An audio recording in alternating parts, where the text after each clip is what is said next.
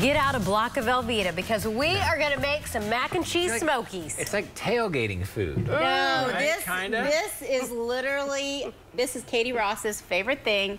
Mac cheese Smokies. Yes. I mean, this was the laziest mom dish I ever made. But it made her happy. It makes her so happy. I had this left over. Well, now what I'm doing today is I'm making things that are going to be perfect for the 4th of July. Yeah. So you can make a bulk of this inexpensively and feed a bunch of people at the cookout. A big pot of it, guys. Yeah. So what you're going to do is you're going to buy a pound of elbow macaroni at the grocery store.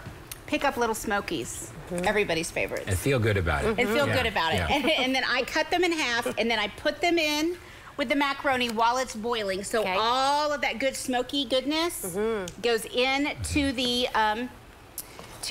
noodles. Honestly, when it was created, it was called laziness. So that's why it was thrown in. But lazy dinner. Katie was like, Mom, I tried to make it at college and it doesn't taste the same. And I said, did you put your... It never does. I said, did you put your Smokies in? And she goes, no, I did them separate. And I go, that's your problem. Yeah. Okay. So I'm going to add in 3 tablespoons of butter. Okay.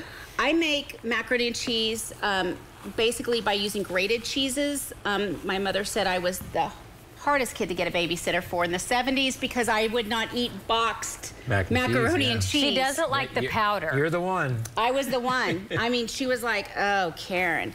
So my mom just made it like this for me. So you would take the macaroni, put in your butter, let it melt. So now what we're going to do is we're going to add in... Chop up your Velveeta. Your Velveeta. So, Carl, will you stir for me? Yeah. So now what we're going to do, this is a little trick for making macaroni and cheese. So when you boil it and you drain it, you always end up with a little water left over in the bottom. I don't care how well you drain it. Okay. Put it back on the stove top. Okay. With the stove off, and it will naturally steam off the rest of that water.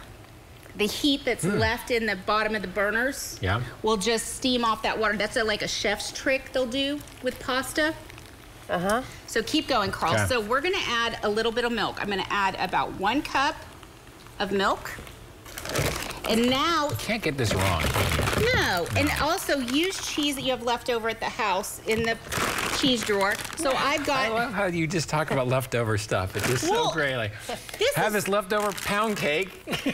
Well, now I'm going to make a trifle. Here's what you can make. That's right. Yeah. See, honestly, that is how I cook, is that what do I have? I'm a mom. This is what I have. I go out into the freezer, which is like... I know. I mean, that has stuff from... You have the deepest pantry of anyone I know. Carl has been in the pantry, and so has Bobby and seen it. I do have a... I got lost in there.